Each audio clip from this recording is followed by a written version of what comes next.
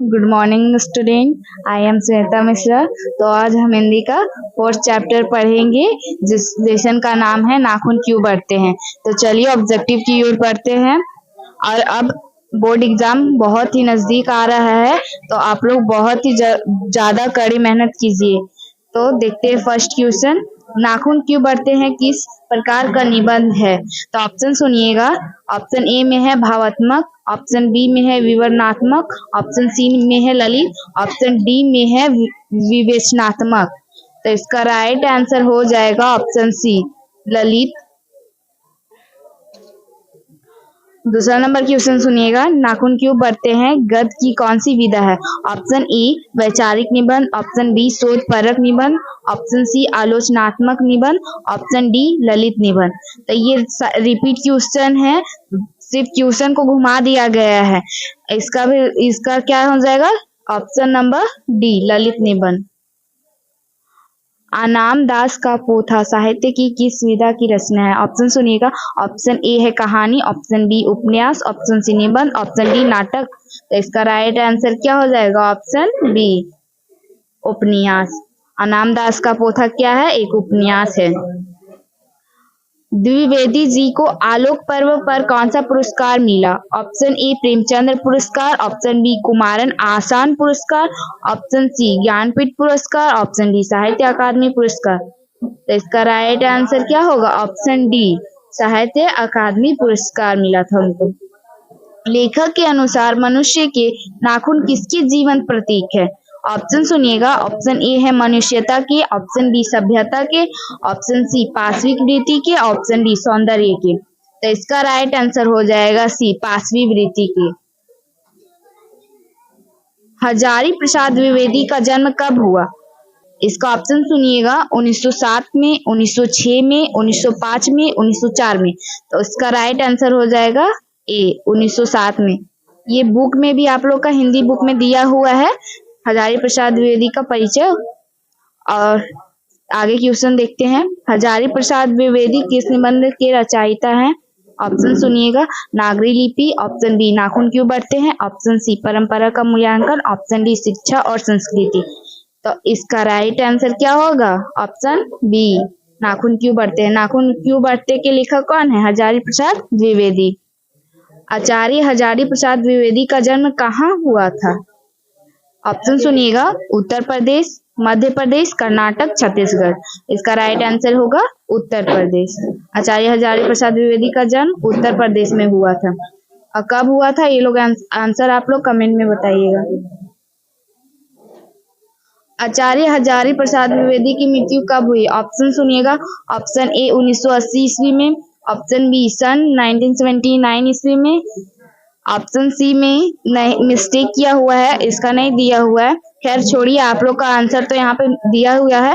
Option number B दिया हुआ answer 1929 में हुआ था। असुरों के पास नहीं थे। ऑप्शन ए विद्या, ऑप्शन बी शक्ति, ऑप्शन सी युद्ध का कौशल, ऑप्शन डी लोहे के अस्त्र।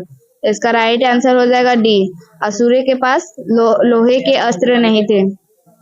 नखधर मनुष्य किस पर भरोसा करके आगे की ओर चल पड़ा। ऑप्शन ए सुनिएगा स्वयं पर, ऑप्शन बी देवताओं पर, ऑप्शन सी पाषाण अस्त्र पर, ऑप्शन डी एटम बम पर। तो इसका राइट आंसर क्या होगा, option number D atom bomb पर भरोसा करके नखधर की ओर चल पड़ा। अल्पज्ञ पिता कैसा जीव होता है। ये आंसर बहुत ही इजी क्वेश्चन है। इसका आंसर आप लोग कमेंट में बताइएगा, बट इसका आंसर दिया हुआ है दयनीय जीव होता है। अल्पज्ञ पिता कैसा जीव होता है, दयनीय जीव। दधीची की हड्डी से क्या बना था। ऑप्शन सुनिएगा। ऑप्शन ए त्रिशूल, ऑप्शन बी इंद्र का वज्र, ऑप्शन सी तलवार, ऑप्शन डी कुछ भी नहीं। इसका राइट आंसर क्या हो जाएगा, ऑप्शन बी इंद्र का वज्र बना था। दधीची की हड्डी से क्या बना था, इंद्र का वज्र। कामसूत्र किसकी रचना है। ऑप्शन सुनिएगा। ए वात्स्यो, option B Hazari Prasad Dwivedi, option C Gunakar मूल्य, ऑप्शन डी भीमराव अंबेडकर। तो इसका राइट आंसर हो जाएगा ऑप्शन ए वात्स्यो। कामसूत्र किसकी रचना है, वात्स्यो यानी वात्स्यायन की। कामसूत्र किसकी रचना है, वात्स्यायन की ऐसे इसको वात्स्यो भी बोलते हैं। चलिए नेक्स्ट क्वेश्चन की ओर देखते हैं। पहले के मनुष्य नाखून क्यों बढ़ाते थे? ऑप्शन सुनिएगा। ऑप्शन ए अपनी रक्षा के लिए, ऑप्शन बी सुंदर लगने के लिए, ऑप्शन सी कुरूप लगने के लिए, ऑप्शन डी दूसरों की रक्षा के लिए। अपनी रक्षा के लिए पहले के मनुष्य नाखून को बढ़ाते थे। सुंदर लगने के लिए नाखून तो बढ़ाया नहीं जा सकता, कुरूप लगने के लिए भी नाखून नहीं बढ़ा सकता। दूसरों की रक्षा के लिए कर सकते हैं, वो मनुष्य पे निर्भर करता है कि वो रक्षा करेंगे या भी नहीं। लेकिन इसमें आंसर होगा ऑप्शन नंबर ए, अपनी रक्षा के लिए।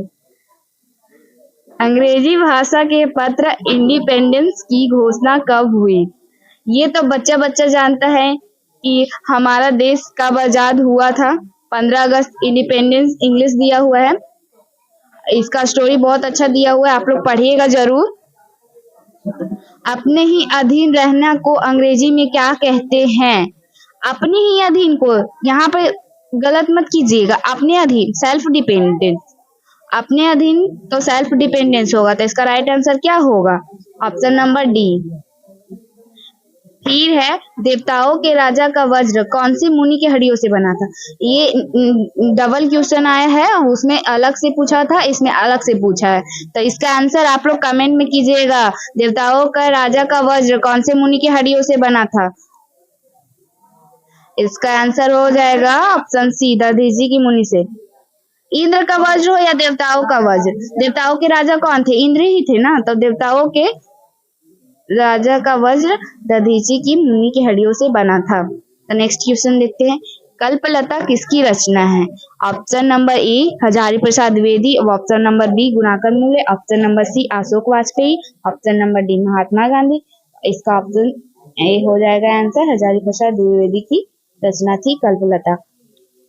कितने वर्ष पहले का भारतवासी नाखूनों को जम के संवारता था? ऑप्शन सुनिएगा। ए 1000 वर्ष पहले का, 2000 वर्ष पहले का, 500 वर्ष पहले का, 200 वर्ष पहले का। तो इसका राइट आंसर हो जाएगा बी, 2000 वर्ष पहले का भारतवासी नाखूनों को जम के संवारता था। और किस लिए संवारता था, इसका आंसर आप लोग कमेंट में बताइएगा। ये ऑब्जेक्टिव हो चुका है, किस लिए बढ़ाता था वो। देश की आजादी के लिए हजारी प्रसाद द्विवेदी ने अपने निबंध में किस शब्द को उपयुक्त बताया है? ऑप्शन ए सुनिएगा अधीनता, ऑप्शन बी स्वाधीनता, ऑप्शन सी उन्मुक्त, ऑप्शन डी उच्छृंखलता। तो अभी हम बताए थे इंडिपेंडेंस अंग्रेजी वर्ड है, स्वाधीनता इंडिपेंडेंस का हिंदी होता है स्वाधीनता। तो इसका राइट आंसर हो जाएगा बी। कौन नाखून को जिलाया जा रहा है? ऑप्शन ए मनुष्य, ऑप्शन बी राक्षस, ऑप्शन सी प्रकृति, ऑप्शन डी पशु। तो इसका राइट आंसर क्या हो जाएगा? ऑप्शन नंबर सी, प्रकृति।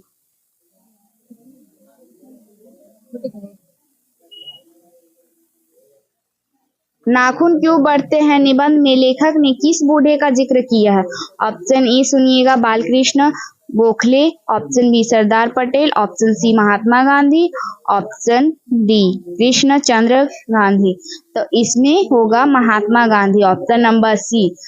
जो बूढ़े का जिक्र हुआ है नाखून क्यों बढ़ते हैं, वो बूढ़े का जिक्र महात्मा गांधी जी का हुआ है। ऐसे महात्मा गांधी से याद आया, गांधी जयंती कब मनाया जाता है? इसका आंसर आप लोग कमेंट में बताइएगा। गौतम ने कहा था कि मनुष्य की मनुष्यता है। ऑप्शन ए सुनिएगा सभी के दुख सुख को सहानुभूति के साथ देखना, ऑप्शन नंबर बी सुनिएगा सभी के प्रति असमानता का भाव रखना, ऑप्शन सी स्वार्थ का भाव रखना, ऑप्शन डी भौतिक विकास करना। तो इसका राइट आंसर क्या हो जाएगा? ऑप्शन नंबर ए, सभी के सुख दुख को सहानुभूति के साथ देखना मनुष्य की मनुष्यता है। अगर वो गुण इसमें नहीं है तो वो मनुष्य नहीं है। नाखून क्यों बढ़ते हैं निबंध में निबंधकार का कौन सा दृष्टिकोण प्रकट होता है?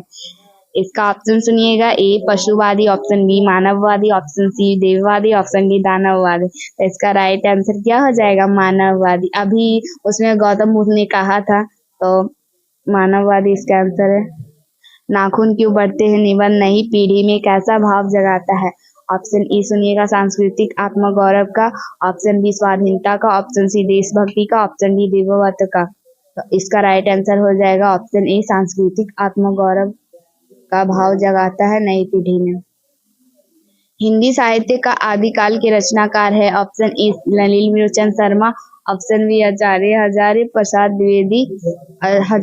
द्विवेदी देवेंद्र नाथ शर्मा। तो इसका राइट आंसर क्या हो जाएगा? Option number B Acharya Hazari Prasad Dwivedi. यहाँ मिस्टेक मत कीजिएगा, पूरा नाम लिखा हुआ है आचार्य हजारी प्रसाद द्विवेदी, ये आधा ही नाम लिखा हुआ है। तो जब भी पूछे और दो लेखक का नाम दिया हो लेकिन पूरा नाम जिसमें दिया हो वही नाम में आप लोग टिक कीजिएगा। कौन सी रचना हजारी प्रसाद द्विवेदी की नहीं है? ऑप्शन ए अशोक के फूल, ऑप्शन बी माटी की मूर्ति, ऑप्शन सी वान भट्ट की आत्मकथा, ऑप्शन सी हिंदी साहित्य का आदिकाल। तो इसका राइट आंसर हो जाएगा ऑप्शन बी माटी की मूर्ति। अशोक का फूल है ये था उनका, वान भट्ट की आत्मकथा भी उनकी ही थी, हिंदी साहित्य का आदिकाल उनका ही था। इसमें सिर्फ माटी की मूर्ति उनका रचना नहीं था। आप लोग परिचय पढ़े होंगे तो आप लोग को पता ही होगा।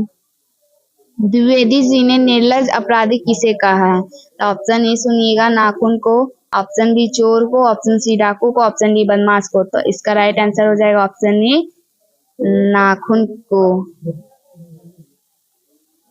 महाभारत क्या है? इसका आंसर आप लोग कमेंट में बताइएगा। किस देश के लोग बड़े बड़े नख पसंद करते थे? ऑप्शन सुनिएगा गौड़ देश के, कैकेय देश के, वाहिक देश के, गांधार देश के। तो गौड़ देश के लोग बड़े नखों को पसंद करते थे और छोटे नखों के कौन सा देश पसंद करते थे? उसका आंसर आप लोग कमेंट में बताइएगा। हिरोशिमा कहाँ अवस्थित है? ये भी बहुत इजी क्वेश्चन है, आप लोग इसका आंसर कमेंट में बताइएगा। पृथ्वीराज रासो किनका संपादन है? इसका सुनिएगा ऑप्शन हजारी प्रसाद द्विवेदी का, मैक्स मुलर का, सुमित्रा नंदन पंत का, नलिन विलोचन शर्मा का। तो पृथ्वीराज रासो हजारी प्रसाद द्विवेदी के संपादन थे। तो राइट आंसर क्या हो जाएगा? ए। अशोक के फूल किनकी रचना है?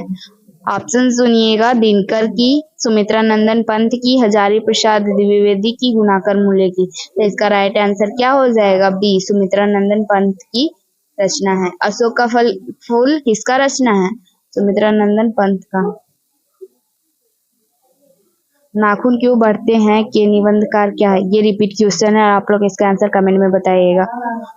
आचार्य हजारी प्रसाद द्विवेदी ने साहित्य की किस विधा में लेखन नहीं किया? ऑप्शन ए सुनिएगा आलोचना, ऑप्शन बी उपन्यास, ऑप्शन सी कहानी, ऑप्शन डी निबंध। तो इसका राइट आंसर हो जाएगा ऑप्शन सी कहानी। अभी हम आप लोग को बोले थे कि छोटे नखों को पसंद करने वाले देश का नाम बताइएगा, तो ये क्वेश्चन आ चुका है। तो इसका आप देख लीजिए कौन छोटे नखों को पसंद करते हैं। दाक्षिणात्य देश के लोग छोटे नखों को पसंद करते हैं।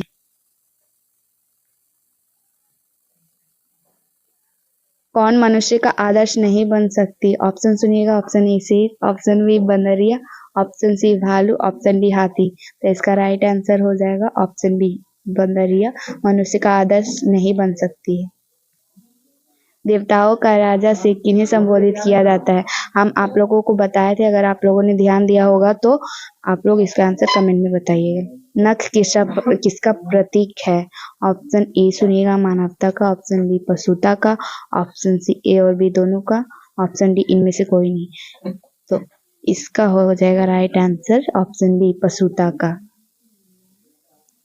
कालिदास की लालित्य योजना किनकी रचना है?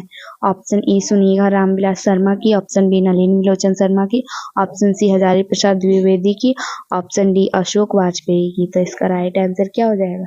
हजारी प्रसाद द्विवेदी की। मनुष्य को नाखून की जरूरत कब थी? ऑप्शन सुनिएगा जंगली जीवन में, ऑप्शन बी शिक्षित जीवन में, ऑप्शन सी अशिक्षित जीवन में, ऑप्शन डी अविकसित जीवन में। शिक्षित जीवन में तो नाखून की जरूरत नहीं है, तो इसका राइट आंसर हो जाएगा जंगली जीवन में। तो इसका राइट आंसर ऑप्शन ए जंगली जीवन में उनको नाखून की जरूरत थी। तो आपका 4th लेसन का ऑब्जेक्टिव 45 था और वो खत्म हो चुका है। मैं आशा करती हूँ कि आप लोग इसको अच्छे से पढ़े होंगे और याद करेंगे।